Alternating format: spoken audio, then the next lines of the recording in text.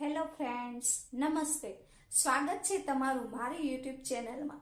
આજનો વિડીયો તારીખ 31/8/2024ના રોજ લેવાયેલ ધોરણ 8 સામાજિક વિજ્ઞાન એકમ કસોટીના પેપર સોલ્યુશનનો છે. આજનો વિડીયો જો તમને ગમે તો લાઈક, શેર અને મારી ચેનલને સબસ્ક્રાઇબ કરવાનું ન ભૂલતા.